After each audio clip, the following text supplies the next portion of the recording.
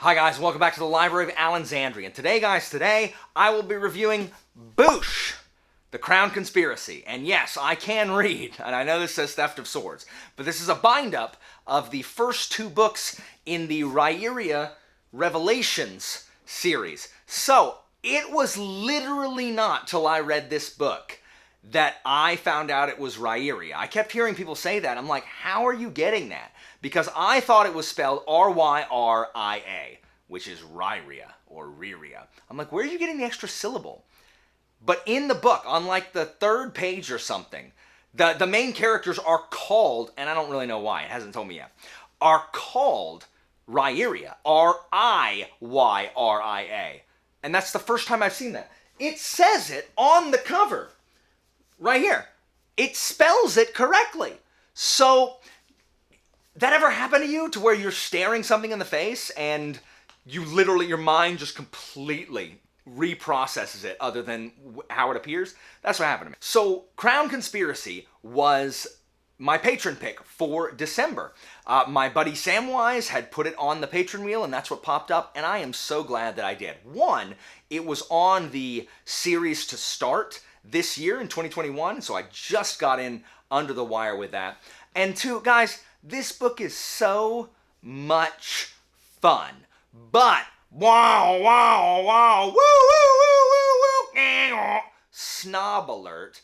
If you're a literature snob, you will hate this book. Because this book does not take itself seriously at all. And at the parts where it's dumb, it leans into the skid rather than being self-serious, because guys, you all know, we all read fantasy. Some fantasy is just so self-serious. This is really, and this is a video for another time, I think this is the problem with most fantasy adaptations, live-action fantasy adaptations of really anything. They're so just self-serious, and they insist upon themselves. It insists upon itself, Lois. And it's just a drag. This book is the opposite of that. So, this book is about Royce and Hadrian.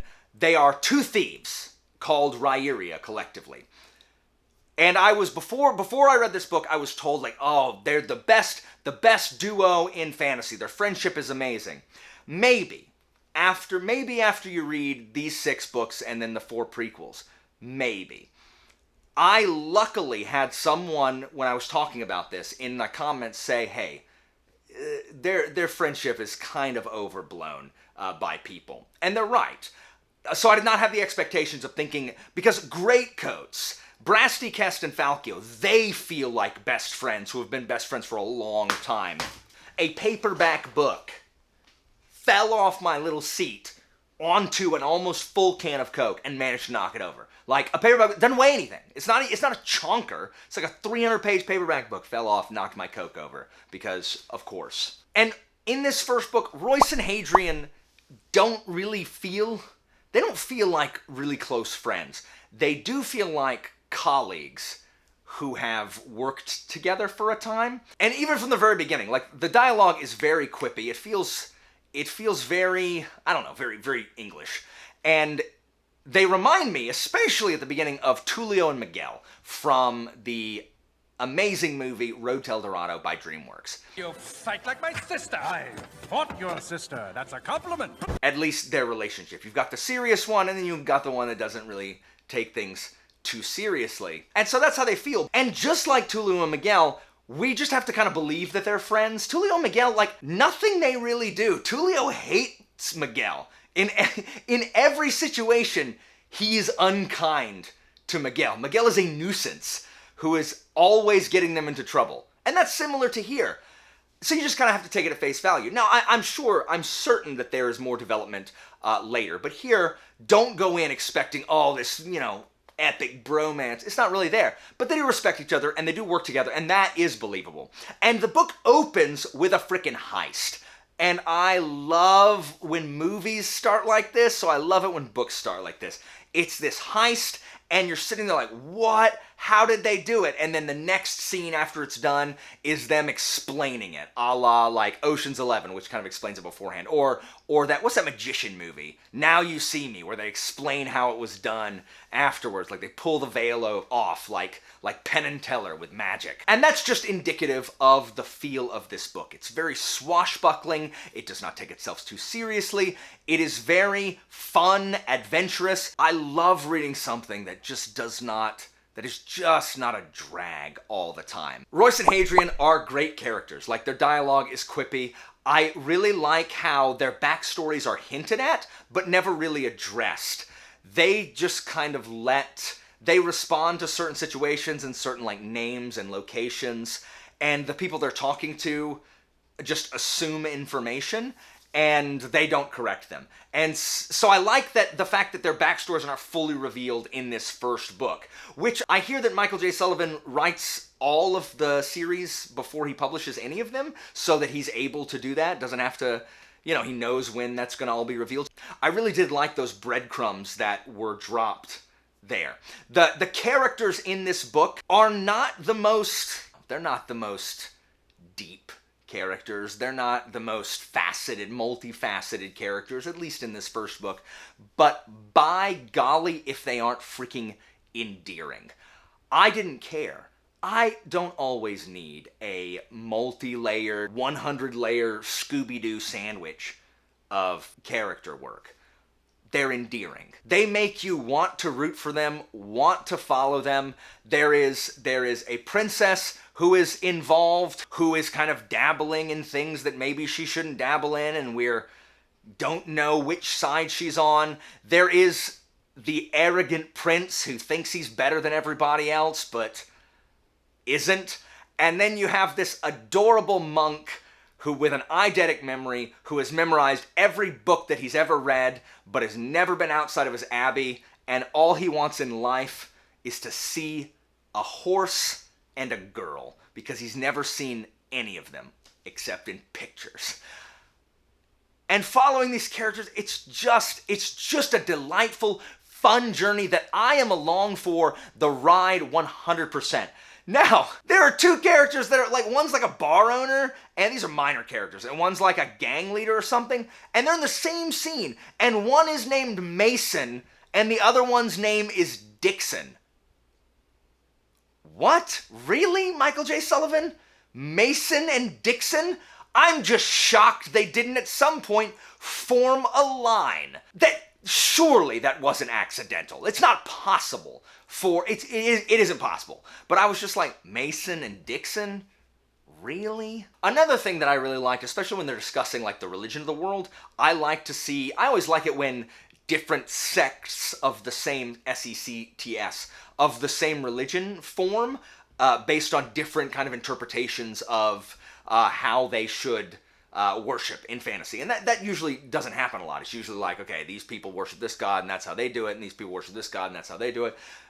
Two like sects or three sects all worshiping the same deity, but worshiping differently. Like, one is concerned with what this deity is concerned with the relationship with this deity, while this other is concerned with divining this deity's will on earth. So one is concerned with the deity himself, while the other is concerned with life here and how this deity exerts his will. And so that one is way more political. So I thought that was really, really interesting as well. Now, a lot of their dilemmas are solved like that. Like, problems are solved in an instant. Who cares? It's a swashbuckling adventure. We're not supposed to belabor the point. And this is Sullivan's first published novel, so, I mean, I understand why. And this bothers me significantly less than it would bother a lot of people. There is a lot of info dumping in this book, especially concerning like the religion and political system. And it's convenient that there's a monk with an eidetic memory who can just fill them in on all the details. Sometimes it's weird. It's like, how do y'all live in this country and you don't know this? But then I realize I always overestimate how much Americans know about history. The answer is none of it. They don't know any about current history. So it's just hard in like reading fantasy. You just expect people to know more than I guess you would in real life. So whenever they're riding or stopping or about to go someplace, in between the action scenes, they sit there and they talk. And it's always stuff about the politics or the religion that I just assumed they would already know, but I guess they don't. There's info dumping. Now that doesn't bother me. I don't care. Like, thank you for telling me how this world works, so I don't have to try to figure it out. So that's not the most adroitly handled thing, and that will probably, and this is again why I say there are some people who'll be super turned off by this. And in addition, and I loved this. Like I wrote in my notes, this book has the most mustache twirlingest, monologue givingest villains that I have probably ever read in a fantasy novel. Man, guys, the villains are they keen to tell you exactly what their plan is and how they got there. They are so impressed with themselves that anyone who will listen, they are happy to let you know how they accomplished it. And it's so ridiculous, but I'm just like, yes, for just like, yes, Dudley Do Right, my evil plan will come to fruition, and here is exactly how the plan panned out. I am brilliant. Oh, it's just freaking fun. The pace is so quick in this book that I don't care. I don't care. And now, there is one thing in this book that is so bizarre and so ridiculous that I don't even know how to process it. So, in this book, there is a trap that is set. And it has to do, this trap is apparently a feat of engineering to where the inside of the structure is hollowed out. It was built that way and hollowed out to really where it's just like a facade on the outside. And when the trap is activated, which it doesn't explain how it's activated, steps in this structure like collapse as you leave them. But if you... and we're supposed to believe that this is so thin to where stepping on parts of it causes it to collapse, and the outer wall is so thin that you can't even drive like a climbing spike into it. But someone occupies this structure on the regular, and it doesn't if it had just said it was magic, if it had just been like, I made this structure by magic, I'd have been like, you know what? Boom. Gotcha. I'm sold. Instead, it was a feat of engineering. It is like watching an Indiana Jones movie or a National Treasure movie, or you have to just kind of be along for the ride. And that's not for everyone. And if that isn't for everyone, that's fine. But for me, I enjoyed it so much. I was smiling the entire time reading this book. It was just such a good time. It didn't stress me out. I never felt bogged down. I read it in 2 days. I enjoyed the heck out of it. And I would absolutely recommend this book for if you know people who are you want to get started into fantasy. This has just enough Princess Bride-ish vibes, and everyone loves Princess Bride, right? Like, this has enough to where this is absolutely appealing. I think this is a fantastic introduction to fantasy. And if you go into it just wanting a swashbuckling heist, that's what you're going to get. I cannot wait to read more of Riyria Revelations. On the Kingpin approval system, man, I give this book, you know what, let's give it an excellent plus. I give this book an excellent plus, and out of 5 stars, I give it 4.5. On enjoyment level alone, I was going to give it 5 stars, but I cannot, in good conscience, give something 5 stars that is so ridiculous. With that, if you read this, please tell me that you were like, what? But guys, it's so good. It's so good. If you haven't read this, if you haven't picked this up, please consider picking up Riyria. It's so good, so fun, so swashbuckling. I cannot wait to read more. So guys, have you read this? Like, does the friendship of Royce and Hadrian get more developed? I'm assuming it does. Does it stay swashbuckling and fun, or does it start to like get super gloom and doom and just like depressing? Because I really hope that it stays swashbuckling and fun. Are there more ridiculously engineered traps? Do the villains always twirl their mustache and monologue? Because if they do, you know what? I'm not mad at it. Let me know down in the comments. Thank you guys so much for watching. As always, information about my Patreon and Discord is down in the description, and I'll see you next time, guys.